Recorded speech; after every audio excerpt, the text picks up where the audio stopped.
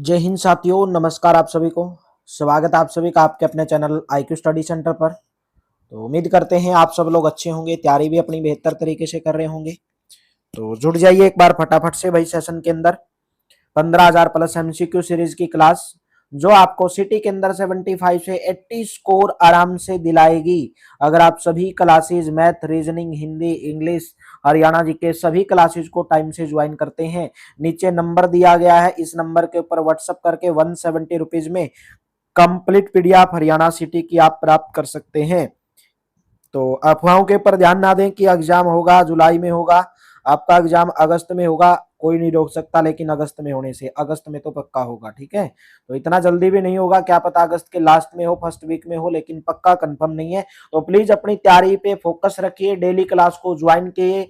और क्लासेस अगर अगर आपको अच्छी लगती है ये 15,000 प्लस MCQ सीरीज, तो प्लीज ज्यादा से ज्यादा शेयर कर दिया करो अपनी क्लास को, ठीक है। मेहनत आपके लिए करता हूं, कंटेंट मैं दूंगा, मेहनत आपको करनी है।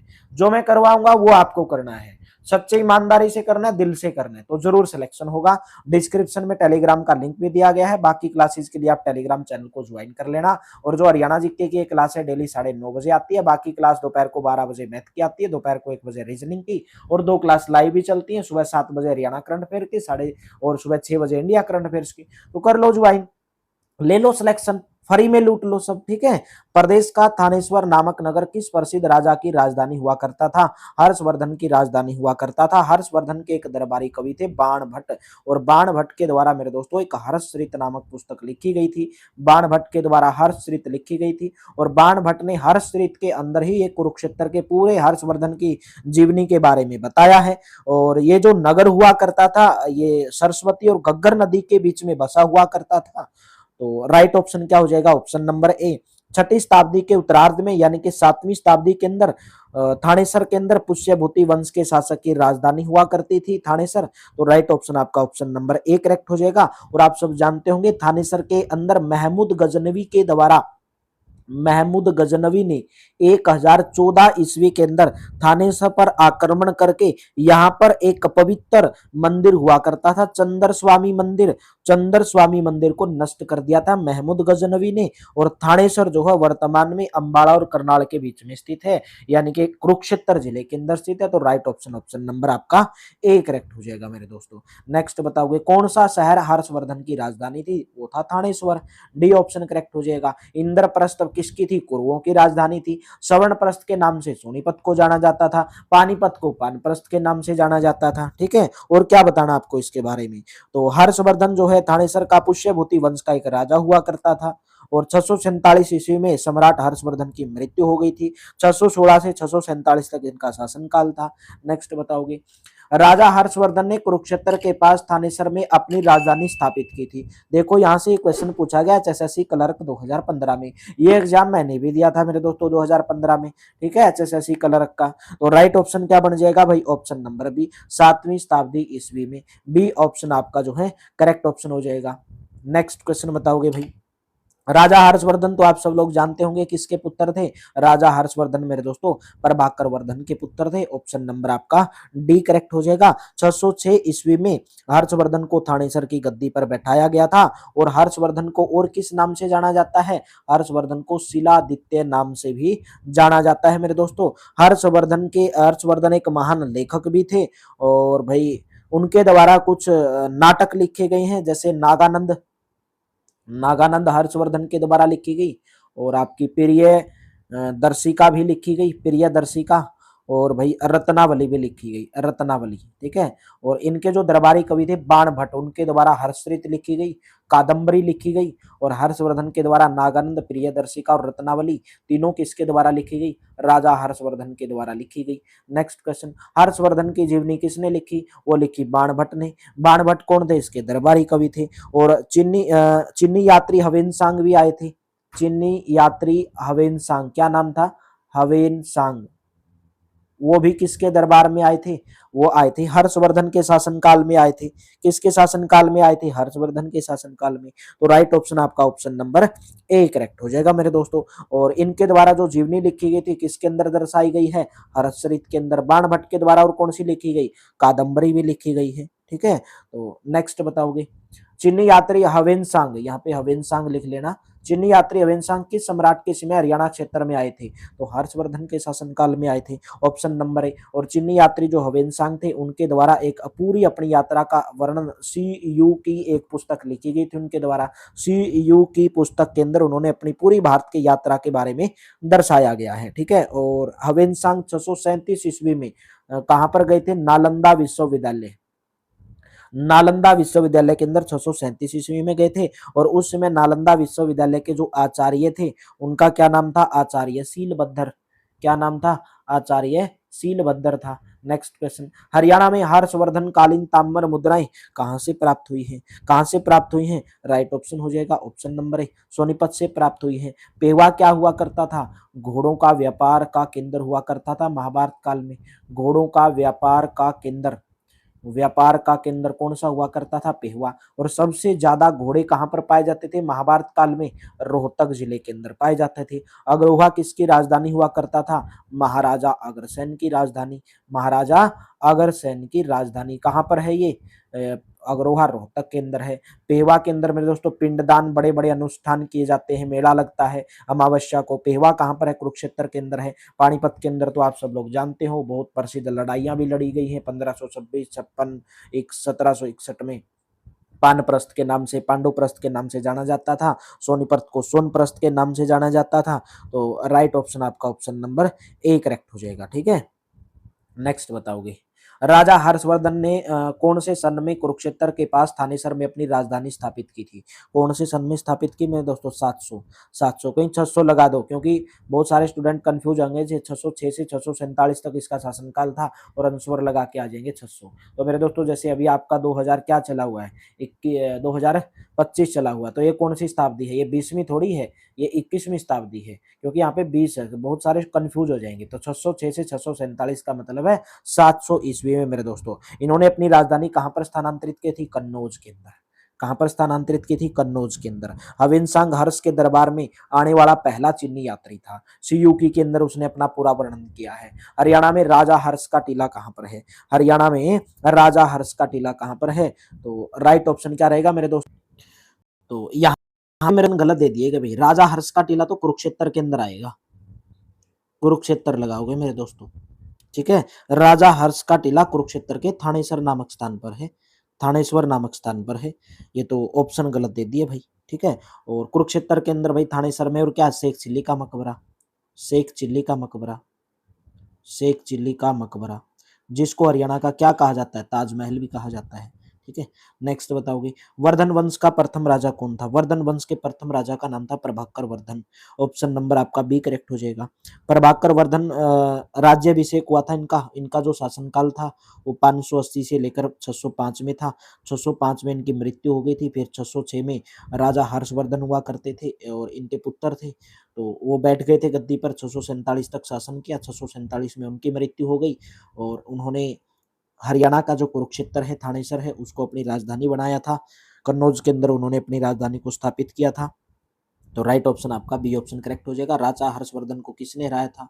पुलकेशिन द्वितीय ने हराया था। पुलकेशिन द्वितीय कौन से वंश के थे? चालुक्य वंश के थे। नेक्स्ट क्वेश्चन, हर्षचरित किसके द्वारा लिखा गया था? हर्षचरित लिखा गया था बाणभट्ट के द्वारा। कौन थे बाणभट्ट? हर्षवर्धन के दरबारी कवि थे। और क्या लिखा गया था? कादम्बरी लिखा गया था। और किसके दरबारी कवि थे? हर्षवर्धन के। और हर्षचरित में इन्होंने हर्षवर्धन के पूरे जीवन का वर्णन किया था, पूरे उनके शासन का वर्णन किया था। हर्षवर्धन के द्वारा क्या क्या लिखा गया? नाटक लिखे गए, नागानंद लिखे गए, रत्नावली लिखी गई, ठीक है। तो राइट ऑप्शन क्या हो जाएगा? ऑप्शन नंबर आपका डी करेक्ट हो जाएगा मेरे दोस्तों। हर्षवर्धन की जीवनी हर्षचरित एक संस्कृत कवि किसके द्वारा लिखी गई? और उसका संबंध थानेसर से संबंध है, बाणभट्ट के द्वारा लिखी गई। बार बार क्वेश्चन पूछे गए हर्षवर्धन से। हवेनसांग किसके शासनकाल के दौरान भारत आया था? हर्षवर्धन के शासनकाल के दौरान। रिपीटेड क्वेश्चन है, बार बार बताने की जरूरत नहीं है। राजा हर्षवर्धन एक प्रसिद्ध नाटक कौन सा लिखा? राजा हर्षवर्धन के द्वारा नागानंद लिखी गई। ऑप्शन नंबर कौन सा करेक्ट रहेगा? B option. राजा हर्षवर्धन के द्वारा नागानंद लिखी गई। और क्या लिखी गई? रत्नावली। और क्या लिखी गई? और दूसरी प्रियदर्शिका, प्रियदर्शिका। और इनके शासनकाल में जो आया था चीनी यात्री ह्वेनसांग, उनके द्वारा एक ग्रंथ लिखा गया था सीयू की। उन्होंने अपनी पूरी यात्रा भारत की वर्णन किया था इसके अंदर, ठीक है। और इसी सीयू के अंदर उन्होंने कुरुक्षेत्र का भी वर्णन किया था। हर्षवर्धन के द्वारा शासित थानेसर के आसपास कुरुक्षेत्र थी। कुरुक्षेत्र कुरुक्षेत्र थानेसर के आसपास Kurukshetra, option number A correct हो जाएगा, ठीक है। तो राइट ऑप्शन ए करेक्ट रहेगा। स्थानेश्वर नाम हुआ करता था पहले। हर्षवर्धन के थानेसर पर किसके दौरान शासन किया? 606 से 647 ईस्वी। ऑप्शन नंबर ए करेक्ट हो जाएगा। और भाई आप सब लोग जानते हो महमूद गजनवी ने कुरुक्षेत्र के अंदर आक्रमण भी किया था 1014 ईस्वी के अंदर। यहाँ से चंद्रस्वामी मंदिर हुआ करता था, उसको बहुत सारा नुकसान पहुंचाया था। हर्षवर्धन की मृत्यु के बाद राजाओं ने कन्नौज पर शासन किया। जब हर्षवर्धन की मृत्यु हो गई, कब हो गई? 647 ईस्वी में। उसके बाद कौन से राजाओं ने कन्नौज पर शासन किया था? तो कन्नौज पर शासन करने वाले जो राजा थे वो थे प्रतिहार वंश। ऑप्शन नंबर आपका सी करेक्ट हो जाएगा। पाल थे, प्रतिहार थे, प्रतिहार यानी कि पाल थे। राष्ट्रकूटों ने भाग लिया था, राष्ट्रकूटों ने भाग लिया था, ठीक है। और इस अंत में जो अंततः जो विजय हुए थे वो प्रतिहार हुए थे। प्रतिहारों की जो है विजय हुई थी मेरे दोस्तों। नेक्स्ट क्वेश्चन, प्रभाकर वर्धन वर्धन वंश का पहला राजा कहाँ का शासक था? तो प्रभाकर वर्धन कहाँ का शासक था? थानेसर का। ऑप्शन नंबर आपका ए करेक्ट हो जाएगा। वर्धन वंश का प्रथम शासक प्रभाकर वर्धन थानेसर का शासक था। और पुष्यभूति वंश के नाम से भी जाना जाता था, क्योंकि ये पुष्यभूति वंश से बिलोंग करता था। पुष्यभूति वंश के नाम से भी इनको जाना जाता था, ठीक है। और भाई जब इनकी मृत्यु हो गई, इनके बड़े पुत्र थे राज्यवर्धन, तो वो सिंहासन पर बैठ गई। प्रभाकर वर्धन की मृत्यु 604 ईस्वी के अंदर हो गई। और उसके बाद इनके बड़े पुत्र राज्यवर्धन और उसके बाद हर्षवर्धन, हर्षवर्धन जो है सिंहासन पर बैठ गए थे। तो इनके बड़े पुत्र का नाम था राज्यवर्धन, फिर थे हर्षवर्धन। नेक्स्ट क्वेश्चन, राजा हर्षवर्धन ने एक प्रसिद्ध नाटक कौन सा लिखा? तो राजा हर्षवर्धन के द्वारा नागानंद लिखा गया, प्रियदर्शिका लिखी गई, रत्नावली लिखी गई। हर्षरित किसने लिखी? हर्षरित बाणभट्ट किसके दरबारी कवि थे? हर्षवर्धन के दरबारी कवि थे। राजा पुलकेशिन द्वितीय जिसने हर्षवर्धन को हराया, कहाँ का राजवंश था? तो कहाँ का राजवंश था? चालुक्य, चालुक्य राजवंश से संबंध रखता था। और क्या क्या थे, क्या नाम था? पुलकेशिन द्वितीय, पुलकेशिन द्वितीय, जिसने राजा पुलकेशिन द्वितीय थे, जिसने जो चालुक्य वंश से संबंध रखते थे, उन्होंने राजा हर्षवर्धन को हराया था।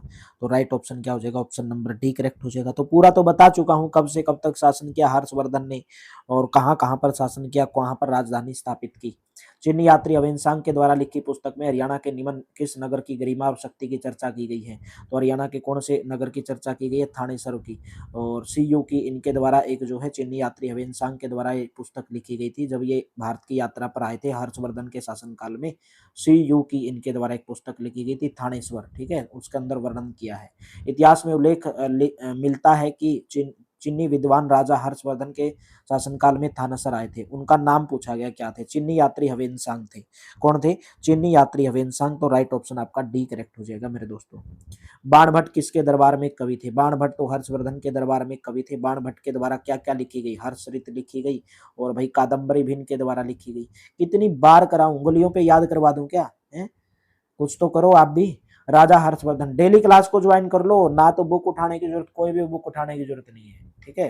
राजा हर्षवर्धन ने अपनी राजधानी के रूप में किसको अपनाया? हालांकि थानेसर जो है स्थापित राजधानी थी, तो पहले तो उन्होंने कन्नौज को अपनी राजधानी के रूप में स्थापित किया था। राइट ऑप्शन आपका ऑप्शन नंबर जो है ए करेक्ट हो जाएगा। राजा हर्षवर्धन ने अपनी राजधानी थानेसर को बनाया था। और राजा जो हर्षवर्धन थे वो प्राचीन भारत के प्रथम हिंदू सम्राट थे। प्रथम हिंदू सम्राट राजा हर्षवर्धन थे। शिलादित्य के नाम से, महाराजा धीराज के नाम से, चक्रवर्ती सम्राट, ये सब उपाधियां इन्होंने धारण की हुई थी।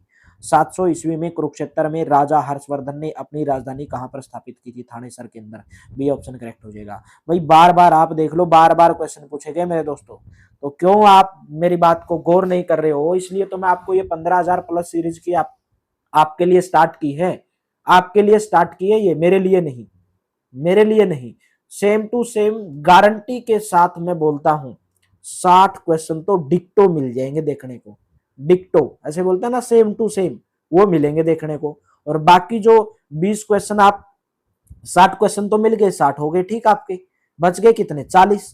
तो 40 क्वेश्चन आपके जो बच गए, और 20 क्वेश्चन ऐसे मिलेंगे जो सेम पैटर्न के रहेंगे, जैसे मैथ रीजनिंग में, ठीक है। तो 60 और प्लस 20 हो गए 80।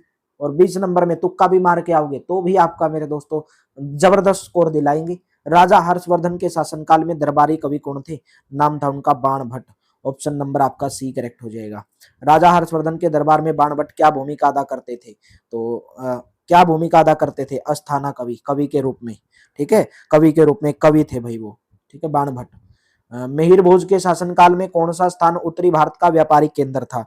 मिहिर भोज के शासनकाल में कौन सा स्थान उत्तरी भारत का व्यापारिक केंद्र था? वो था कन्नौज। ऑप्शन नंबर आपका ए करेक्ट हो जाएगा, ठीक है, कन्नौज था मेरे दोस्तों। और पहले इसका जो नाम था वो क्या हुआ करता था? कान्य कुब्ज हुआ करता था, कान्य कुब्ज, कान्य कुब्ज। बाद में इसका नाम बदल के क्या किया गया? कन्नौज किया गया मेरे दोस्तों। कन्नौज कहां पर? उत्तर प्रदेश के अंदर है। हरियाणा के रेवाड़ी, हरियाणा के रेवाड़ी में जन्म लेने वाले दिल्ली के अंतिम हिंदू शासक का नाम बताना है। दिल्ली के अंतिम हिंदू शासक सम्राट हेमचंद्र विक्रमादित्य। बी ऑप्शन आपका करेक्ट हो जाएगा। रेवाड़ी के अंदर जन्म लेने वाले सम्राट हेमचंद्र विक्रमादित्य दिल्ली के सिंहासन पर बैठने वाले अंतिम हिंदू सम्राट थे। हेमू, हेमू के नाम से प्रसिद्ध हैं। 22 लड़ाइयां लड़ी थी भाई। कितनी लड़ाइयां लड़ी थी? 22 लड़ाइयां लड़ी थी। और कुछ इतिहासकारों के द्वारा हेमू को मध्य युग का नेपोलियन कहा जाता है।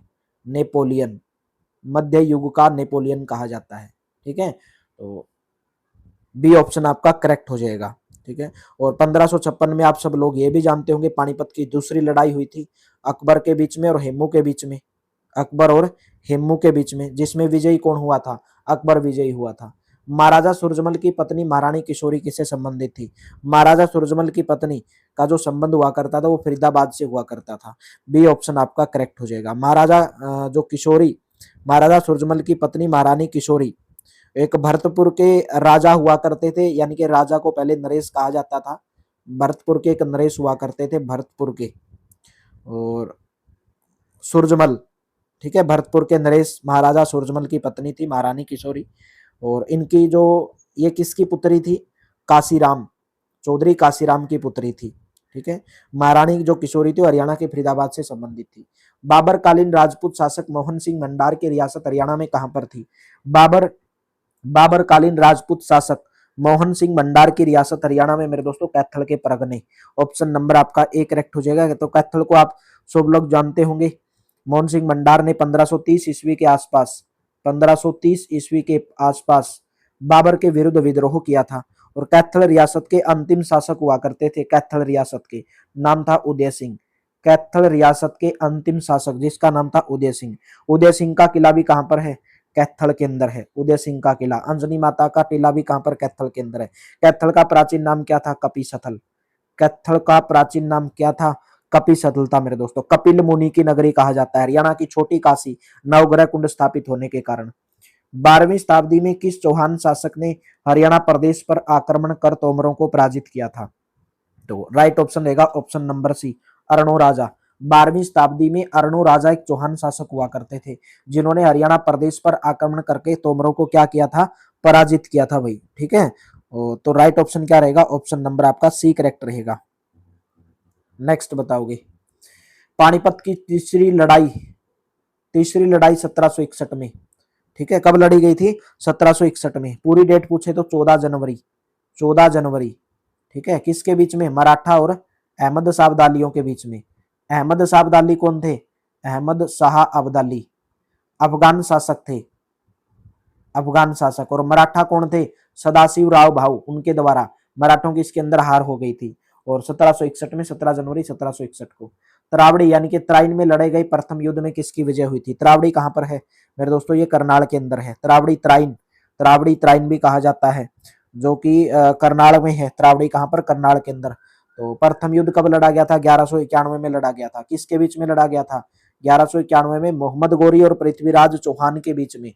मोहम्मद गोरी और पृथ्वीराज चौहान के बीच में, जिसमें विजय किसकी हुई थी? पृथ्वीराज चौहान की विजय हुई थी। लेकिन जो 1192 में जो द्वितीय युद्ध लड़ा गया था उसमें पृथ्वीराज चौहान हार गए थे और मोहम्मद गोरी की जीत हो गई थी मेरे दोस्तों, ठीक है।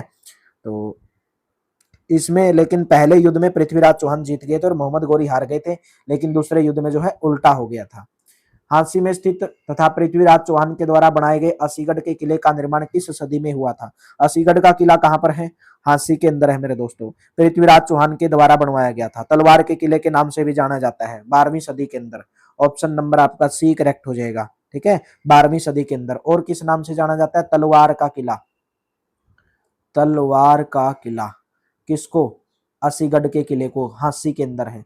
ठीक है, पृथ्वीराज चौहान के द्वारा बनवाए गए थे।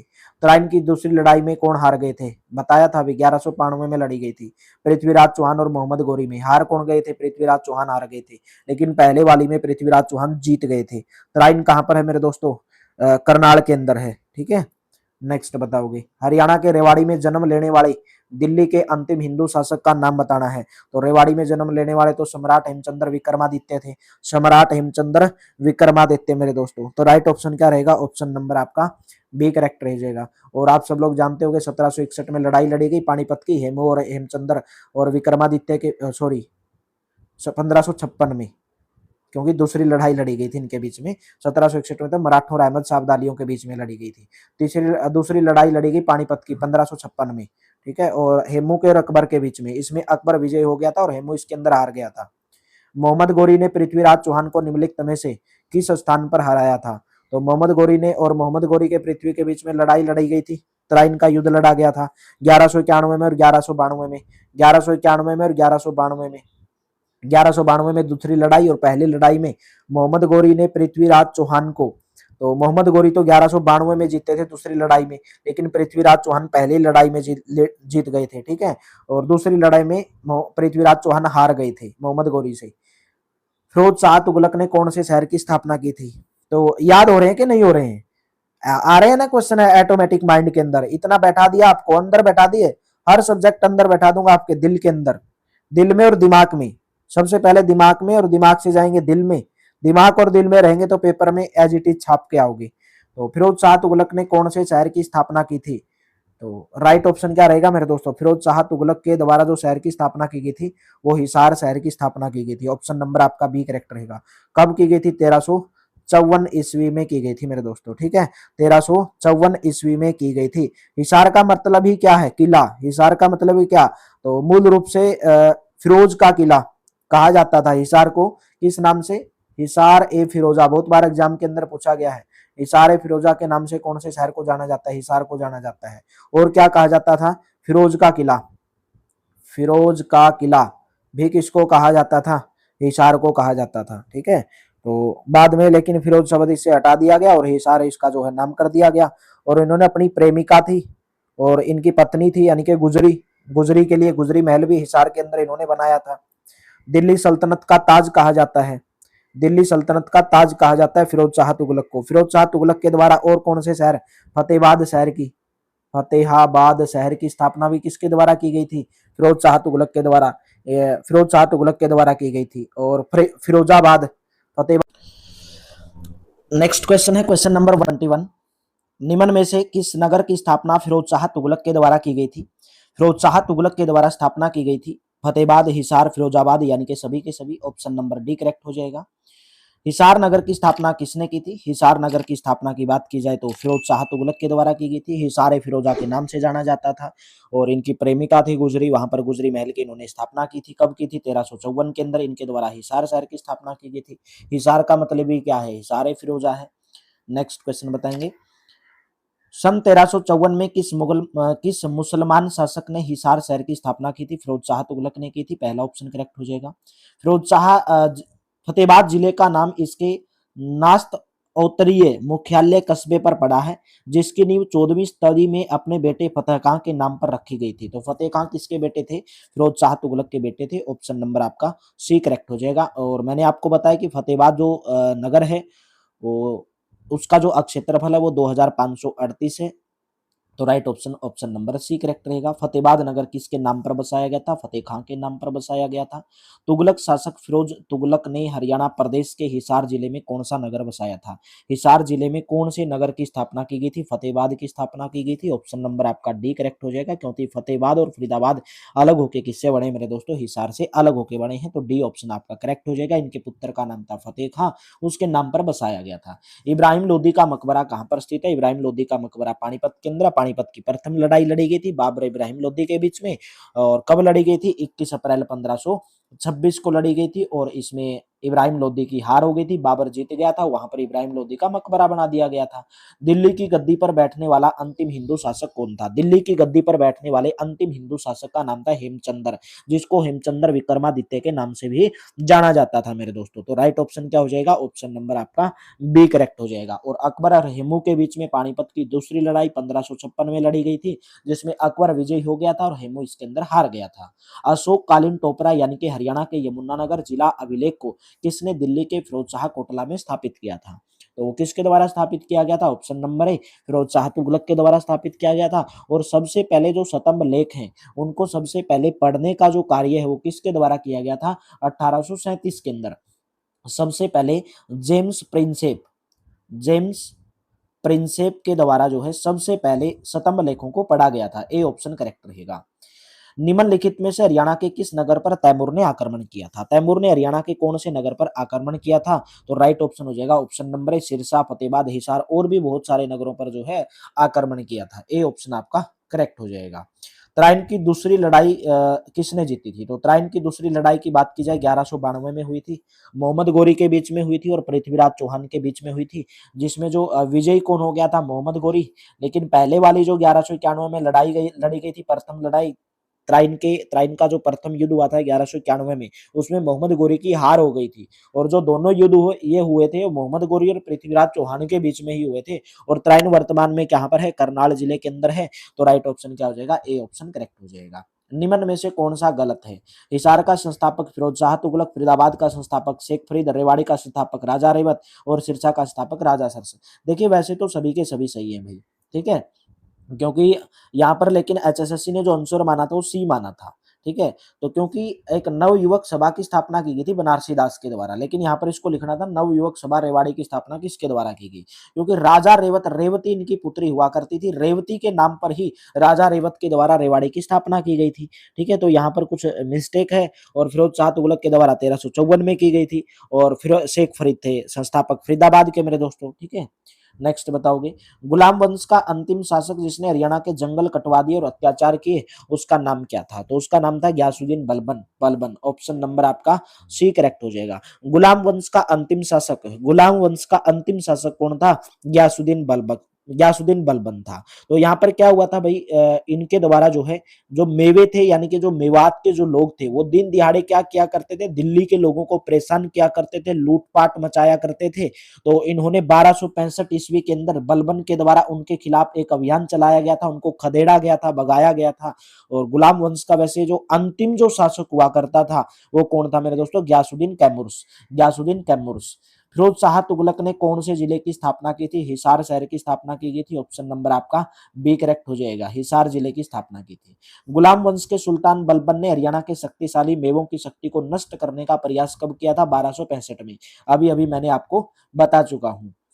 इब्राहिम लोदी का मकबरा पूछा गया कि इब्राहिम लोदी का मकबरा कौन से शहर के अंदर है? तो इब्राहिम लोदी का मकबरा तो पानीपत के अंदर है। ऑप्शन नंबर सी करेक्ट हो जाएगा। और पानीपत शहर की स्थापना तो आप सब लोग जानते होंगे मेरे दोस्तों, 1989 में जैसे स्थापना की गई थी। और 1989 में फिर करनाल को ऐसे अलग मिला के अलग अलग हो गया था, फिर 1991 में ऐसे अलग किए गए थे दो बार, ठीक है। और पंचकुला की स्थापना 1995 में की गई थी। तो बहुत सारे जो है फैक्ट हैं जो आपको एग्जाम के अंदर पूछे जा सकते हैं। फिरोज शाह तुगलक से खोजा गया शहर कौन सा है? तो फिरोज शाह तुगलक के द्वारा खोजा गया शहर है हिसार। तो नेक्स्ट है, पानीपत की पहली लड़ाई में बाबर के विरुद्ध कौन लड़ा था? जो पानीपत की पहली लड़ाई हुई थी उसमें बाबर के विरुद्ध कौन लड़ा था? तो बाबर के विरुद्ध लड़ा था इब्राहिम लोदी। इब्राहिम लोदी और बाबर के बीच में पानीपत की प्रथम लड़ाई हुई थी। कब हुई थी? 1526 के अंदर हुई थी मेरे दोस्तों। कब हुई थी? 1526 में हुई थी। और लोदी वंश जो है अंतिम शासक था। इब्राहिम लोदी लोदी वंश का अंतिम शासक था। इब्राहिम लोदी लोदी वंश का अंतिम शासक था। और इस युद्ध में भारत में मुगल साम्राज्य की स्थापना हो गई थी। इब्राहिम लोदी की मृत्यु हो गई थी इस युद्ध में। पानीपत का प्रथम युद्ध कब लड़ा गया था? पानीपत के प्रथम युद्ध की बात की जाए तो 1526 में लड़ा गया था। तो राइट ऑप्शन कौन सा बन जाएगा? ऑप्शन नंबर आपका डी करेक्ट हो जाएगा मेरे दोस्तों, ठीक है। तो पानीपत की पूछा गया कि प्रथम युद्ध कब हुआ था? तो पानीपत का प्रथम युद्ध कब लड़ा गया था? 1526 में लड़ा गया था। और पूरी पूरी डेट पूछी जाए तो 21 अप्रैल लगा दोगे, 21 अप्रैल 1526 को लड़ी गई थी, ठीक है, बाबर और इब्राहिम लोदी के बीच में। और इसी के साथ में इब्राहिम लोदी हार गया था, लोदी वंश का अंत हो गया था। और मुगल साम्राज्य की स्थापना हो गई थी। 1526 में हरियाणा में किस स्थान पर बाबर और इब्राहिम लोधी के बीच में युद्ध लड़ा गया? पानीपत के अंदर लड़ा गया। पानीपत की पहली लड़ाई कब लड़ी गई? 1526 में लड़ी गई। दूसरी लड़ाई 1556 में, तीसरी 1761 में। अकबर के समय रेवाड़ी का शासक कौन था? तो जब अकबर का शासनकाल था, पूछा गया कि उस समय रेवाड़ी के शासक का नाम था हेमचंद्र, यानी कि हेमू हेमचंद्र के नाम से जाना जाता था। ठीक है, रेवाड़ी जिले के शासक थे। और हेमू जो है दिल्ली का अंतिम हिंदू सम्राट, दिल्ली के अंतिम हिंदू सम्राट कौन थे? हेमू यानी कि हेमचंद्र। और द्वितीय युद्ध आप सब लोग जानते होंगे 5 नवंबर 1556 को, 5 नवंबर 1556 को। और पूरी पूरी डेट बहुत बार दी हुई मिलती है, क्या पता आपको एक जगह पर दे दे 6 नवंबर 1556। ठीक है, तो 5 नवंबर 1556 को पहली लड़ाई, दूसरी लड़ाई, और 21 अप्रैल 1526 को पहली लड़ाई, 17 जनवरी 1761 को तीसरी लड़ाई। ठीक है, तो 1556 में, 5 नवंबर 1556 में ये लड़ाई लड़ी गई थी। इनको हार का सामना करना पड़ा था। अकबर और हेमू के बीच में लड़ाई लड़ी गई थी। अकबर और हेमू के बीच में प्रसिद्ध पानीपत की दूसरी लड़ाई 1556 में लड़ी गई थी। पानीपत की दूसरी लड़ाई में अकबर ने किसको पराजित किया था? अकबर ने हेमू को पराजित कर दिया था भाई। 1526 में बाबर इब्राहिम लोधी के बीच में प्रसिद्ध युद्ध कहां पर हुआ था? पानीपत के अंदर हुआ था। बार बार क्वेश्चन पूछे गए, रिपीटेड। ठीक है, टोडरमल किससे जुड़े हुए थे? तो टोडरमल की बात की जाए तो टोडरमल किससे जुड़े हुए थे मेरे दोस्तों?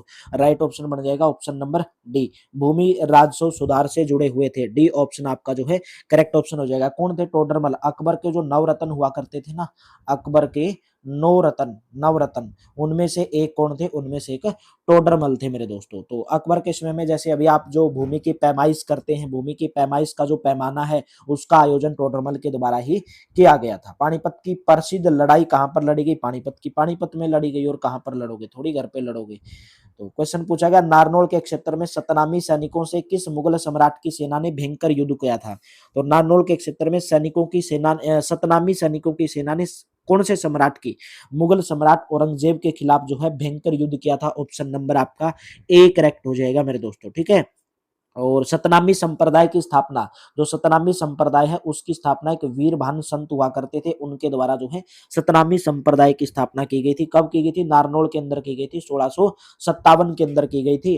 तो सतनामी किसको बोला जाता है? जो ईश्वर के अंदर जो सच में विश्वास रखते हैं, इसी कारण उनको सतनामी कहा जाता था। और इनके धार्मिक ग्रंथ जो होते हैं वो उनको पोथी कहा जाता है, इनके धार्मिक ग्रंथ को पोथी कहा जाता है। नेक्स्ट बताओगे, निम्नलिखित का सही मिलान करना। अहमद शाह अब्दाली की पानीपत की तीसरी लड़ाई, अहमद शाह अब्दाली मराठियों के बीच में कब? 17 जनवरी 1761 को। पहले का तीसरा हो जाएगा, बाबर के बीच में, इब्राहिम लोधी के बीच में पानीपत की पहली लड़ाई कब लड़ी गई? 21 अप्रैल 1526 को लड़ी गई। और 5 नवंबर 1556 को अकबर और हेमू के बीच में दूसरी लड़ाई लड़ी गई, 5 नवंबर 1556 को। 21 अप्रैल 1526, 5 नवंबर 1556। तो ए का आपका कौन सा हो जाएगा? थर्ड हो जाएगा, और बी का आपका पहला हो जाएगा। तो कौन सा नजर आ रहा है? ऑप्शन नंबर डी नजर आ रहा है। नेक्स्ट क्वेश्चन, पानीपत की दूसरी लड़ाई कब लड़ी गई? 1556 में, 5 नवंबर। पानीपत के प्रथम युद्ध में इब्राहिम लोधी, बाबर और इब्राहिम लोधी के बीच में। 1526 में हरियाणा में किस स्थान पर बाबर और इब्राहिम लोधी के बीच में युद्ध हुआ? पानीपत। भाई ये क्वेश्चन मैंने ऐसे ही नहीं लगाए, ये बार बार पूछे गए हैं। देखो, फीमेल 2021 में, स्टाफ नर्सिंग 2021 में, 2 बार एग्जाम के अंदर पूछा गया। पानीपत की पहली लड़ाई कब लड़ी गई? 1526 में, 21 अप्रैल 1526, पूरी डेट पूछे तो। बाबर की सेना और किसके बीच में पानीपत का पहला युद्ध कहलाता है? तो बाबर और किसके बीच में? बाबर की सेना और लोधी साम्राज्य। ऑप्शन नंबर आपका बी करेक्ट हो जाएगा, इब्राहिम लोधी थे। अकबर के समय रेवाड़ी का शासक कौन था? अकबर के समय रेवाड़ी का शासक हेमचंद्र था। ठीक है, हेमचंद्र। तो नेक्स्ट क्वेश्चन है, प्रसिद्ध राजा हेमू, हेमू यानी कि हेमू विक्रमादित्य जिसने हरियाणा में शासन किया, पहले एक क्या था? किसान था, व्यापारी था, या प्रशासक था? तो ये क्वेश्चन आपका पूछा जा चुका है, बहुत बार ऐसे ऐसे क्वेश्चन पूछ लेता है एग्जाम के अंदर। तो ऑप्शन नंबर सी कौन था? एक व्यापारी था मेरे दोस्तों। ठीक है, हेमू जो है अपनी, हेमू के अंदर इतनी योग्यता थी कि अपनी बल के ऊपर शेरशाह सूरी की जो सेना थी उसके अंदर शामिल हो गया था। और हेमू रेवाड़ी का एक व्यापारी था। मराठों तथा अहमद शाह अब्दाली के बीच में हरियाणा में कौन सा युद्ध लड़ा गया? पानीपत का तृतीय युद्ध लड़ा गया, पानीपत का तीसरा युद्ध लड़ा गया 17 जनवरी 1761 को। पानीपत की तीसरी लड़ाई किसने जीती थी? पानीपत की तीसरी लड़ाई अहमद शाह अब्दाली कौन थे? एक अफगान शासक थे, अफगान शासक। एक और मराठा थे सदाशिव राव भाऊ, उनके बीच में लड़ी गई थी, मराठा हार गए थे इसके अंदर। सन 1761 में लड़ी गई पानीपत की तीसरी लड़ाई में बादशाह अहमद शाह अब्दाली ने मराठों को हराया। तो अफगान शासक थे? अहमद शाह अब्दाली एक अफगान शासक थे, अफगान बादशाह थे। ऑप्शन नंबर आपका ए करेक्ट हो जाएगा। नेक्स्ट क्वेश्चन, सूफी संत बू अली शाह कलंदर का जन्म कहां पर हुआ था? पूछा गया है कि जो सूफी संत थे बू अली शाह कलंदर, उनका जन्म कहां पर हुआ था? तो सूफी संत बू अली शाह कलंदर के जन्म की बात की जाए तो ऑप्शन नंबर आपका ए करेक्ट हो जाएगा। बू अली शाह कलंदर की दरगाह भी कहां पर है? पानीपत के अंदर है। पानीपत के अंदर इनकी दरगाह भी स्थित है। शेख फखरुद्दीन इनके पिता का नाम था। क्या नाम था? शेख फखरुद्दीन। फखरुद्दीन, शेख फखरुद्दीन इनके पिता का नाम था। ये अपने समय के बहुत ही महान संत हुआ करते थे, विद्वान हुआ करते थे। तो राइट ऑप्शन क्या हो जाएगा? ऑप्शन नंबर ए करेक्ट हो जाएगा मेरे दोस्तों। तो यहाँ पर हमारी क्लास जो है खत्म होती है। बाकी करेंगे हम कल की क्लास में। क्लास अच्छी लगी तो लाइक करना, शेयर करना, चैनल पर पहली बार आए तो चैनल को सब्सक्राइब जरूर करना। तो मैंने 80 क्वेश्चन वो भी आपको मेरे दोस्तों मात्र 30-32 मिनट में, और वो भी पूरे डिटेल के साथ। तो बेहतरीन आपकी तैयारी करवाई जाएगी। 15,000 प्लस एक ऐसी सीरीज है जो आपको सिलेक्शन दिलाएगी, 100% दिलाएगी, हरगस दिलाएगी, 75 प्लस 80 स्कोर आपका आराम से करवाएगी। नीचे नंबर दिया गया, इस नंबर के ऊपर व्हाट्सएप करके आप जो है पीडीएफ प्राप्त कर सकते हैं। पीडीएफ का जो प्राइस रहेगा वो 170 रुपीज रहेगा। कंप्लीट पीडीएफ आपको प्रोवाइड करवाई जाएगी। Thank you, have a nice day. मिलते हैं कल की क्लास में।